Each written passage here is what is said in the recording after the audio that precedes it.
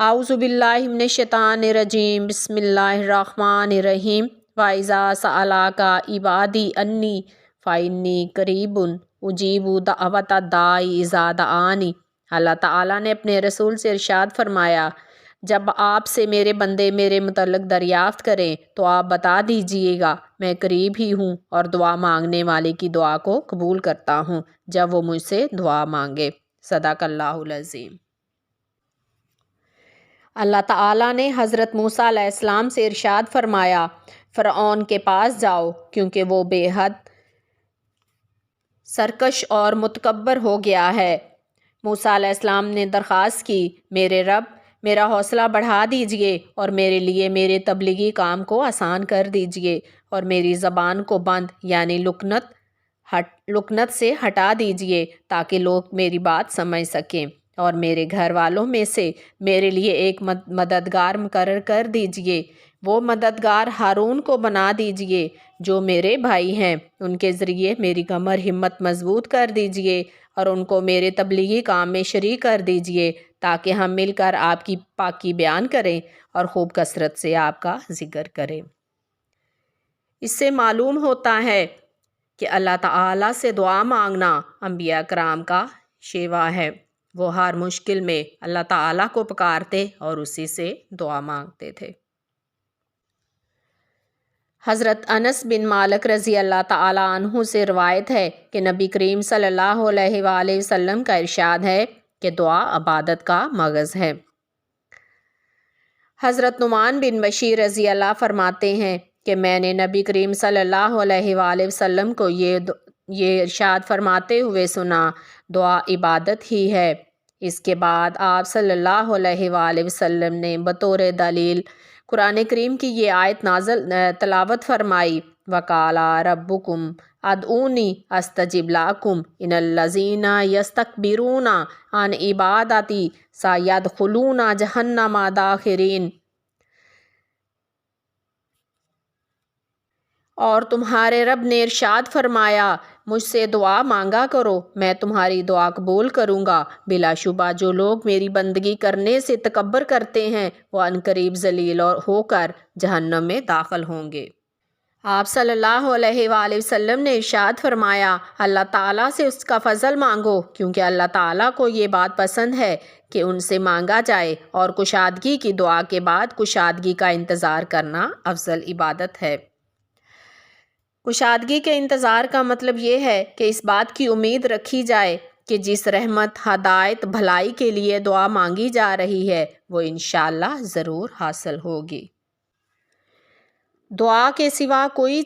چیز تقدیر کے فیصلوں کو ٹال نہیں سکتی، اور نیکی کے سوا کوئی چیز عمر کو نہیں بڑھا سکتی، اور آدمی بسا اوقات کسی گناہ کے کرنے کی وجہ سے روزی سے محروم کر دیا جاتا ہے۔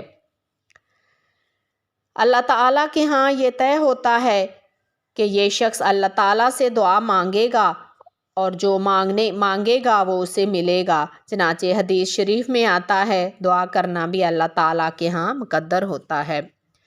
اسی طرح اللہ تعالیٰ کے ہاں یہ فیصلہ ہوتا ہے کہ اس شخص کی عمر مثلاً 60 سال کی ہے لیکن یہ شخص فلاں نیکی مثلاً حج کرے گا، اس کے لیے اس کی عمر 20 سال بڑھا دی جائے گی اور یہ 80 سال دنیا میں زندہ رہے گا۔ حضرت عبادہ بن صامت رضی اللہ عنہ سے روایت ہے کہ رسول اللہ صلی اللہ علیہ وآلہ وسلم نے ارشاد فرمایا، زمین پر جو مسلمان بھی اللہ تعالیٰ سے کوئی ایسی دعا کرتا ہے جس میں کوئی گناہ یا قطع رحمی کی بات نہ ہو تو اللہ تعالیٰ یا تو اس کو وہی عطا فرما دیتے ہیں جو اس نے مانگا ہے، یا کوئی تکلیف اس دعا کے بقدر اس سے ہٹا لیتا ہے، یا اس کے لیے اس دعا کے برابر اجر کا ذخیرہ کر دیتا ہے۔ ایک شخص نے عرض کیا، جب بات یہ ہے دعا ضرور قبول ہوتی ہے اور اس کے بدلے میں کچھ نہ کچھ ضرور ملتا ہے تو ہم بہت زیادہ دعائیں کریں گے؟ تو رسول اللہ صلی اللہ علیہ وآلہ وسلم نے ارشاد فرمایا، اللہ تعالیٰ بھی بہت زیادہ دینے والا ہے۔ بلا شبہ اللہ تعالیٰ کی ذات میں بہت زیادہ حیا کی صفت ہے، وہ بغیر مانگے بہت زیادہ دینے والا ہے۔ جب آدمی اللہ تعالیٰ کے سامنے مانگنے کے لیے ہاتھ اٹھاتا ہے تو اس کے ان ہاتھوں کو خالی اور ناکام واپس کرنے سے اللہ تعالیٰ کو حیا آتی ہے، اس لیے ضرور عطا فرمانے کا فیصلہ فرماتا ہے۔ حضرت ابو ہریرہ رضی اللہ تعالیٰ عنہ روایت کرتے ہیں کہ رسول اللہ صلی اللہ علیہ وآلہ وسلم حدیث قدسی میں اپنے رب کا یہ ارشاد مبارک نقل فرماتے ہیں، میں اپنے بندے کے ساتھ ویسا ہی معاملہ کرتا ہوں جیسا کہ وہ میرے ساتھ گمان رکھتا ہے۔ وہ جس وقت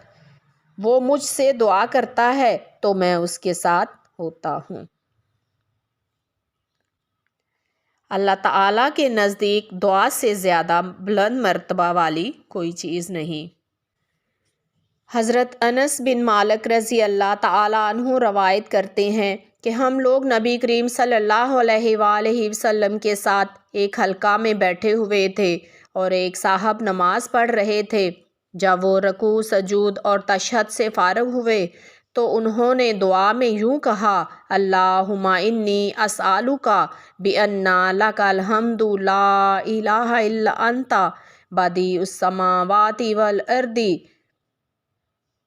یا ذو الجلال والاکرام یا حی یا قیوم، یعنی اے اللہ میں آپ سے آپ کی تمام تعریفوں کے واسطے سے سوال کرتا ہوں، آپ کے سوا کوئی معبود نہیں ہے، آپ زمین و آسمان کو نمونے کے بغیر بنانے والے ہیں، اے عظمت و جلال اور انعام و احسان کے مالک، اے ہمیشہ زندہ رہنے والے اور سب کو قائم رکھنے والے۔ نبی کریم صلی اللہ علیہ وآلہ وسلم نے ارشاد فرمایا، اس نے اللہ تعالیٰ کے ایسے اسم اعظم کے ساتھ دعا کی ہے کہ جس کے واسطہ سے جب بھی دعا کی جاتی ہے اللہ تعالیٰ قبول فرماتے ہیں، اور جب بھی سوال کیا جاتا ہے تو اللہ تعالیٰ اس کو پورا فرماتے ہیں۔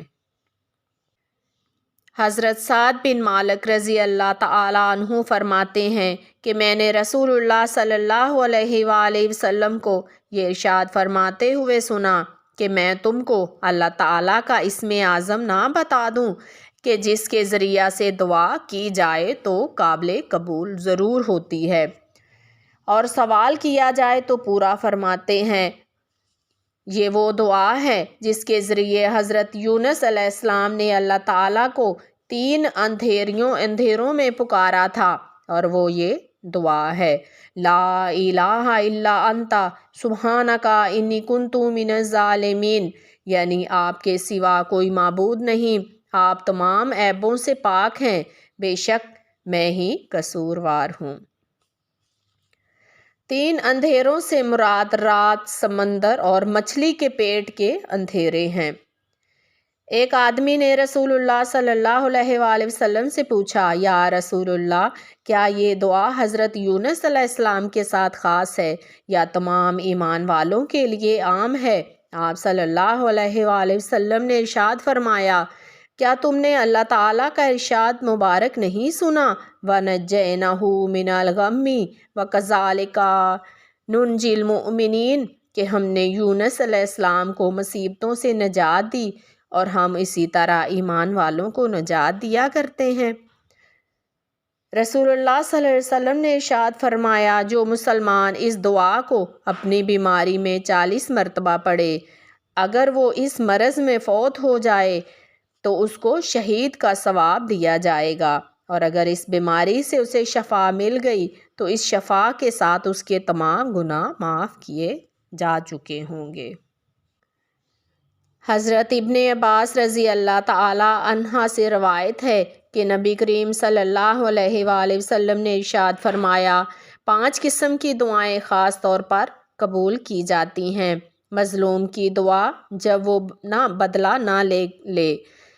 اور حج کرنے والے کی دعا جب تک وہ لوٹ نہ آئے، مجاہد کی دعا جب تک وہ واپس نہ آئے، بیمار کی دعا جب تک وہ صحت یاب نہ ہو،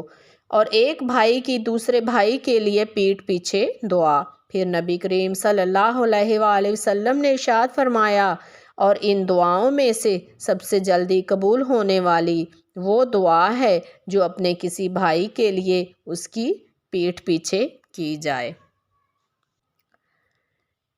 اگر کوئی شخص فجر کی نماز سے سورج نکلنے تک اللہ تعالیٰ کے ذکر، اس کی بڑائی اور اس کی تعریف اور اس کی پاکی بیان کرنے والا اور لا الہ الا اللہ کہنے میں مشغول رہے تو یہ حضرت اسماعیل علیہ السلام کی اولاد میں سے 2 یا اس سے زیادہ غلام آزاد کرنے سے زیادہ پسندیدہ ہے۔ اسی طرح عصر کی نماز کے بعد سے سورج غروب ہونے تک ان اعمال میں مشغول رہے اور تو یہ حضرت اسماعیل کی اولاد میں سے 4 غلام آزاد کرنے سے زیادہ پسندیدہ ہے۔ حضرت عبداللہ بن عمر رضی اللہ تعالیٰ عنہما سے روایت ہے کہ رسول اللہ صلی اللہ علیہ وآلہ وسلم نے ارشاد فرمایا، جو شخص باوضو رات کو سوتا ہے تو فرشتہ اس کے جسم کے ساتھ لگ کر رات گزارتا ہے۔ جب وہ نیند سے بیدار ہوتا ہے تو فرشتہ اسے دعا دیتا ہے کہ یا اللہ اپنے اس بندہ کی مغفرت فرما دیجئے اس لیے کہ یہ باوضو سویا ہے۔ غرض یہ کہ دعا کی بہت زیادہ فضیلت ہے۔ ہم کسی بھی الفاظ میں کسی بھی دعا کے ساتھ اس اللہ رب ذوالجلال کو پکار سکتے ہیں۔ وما علینا الا البلاغ۔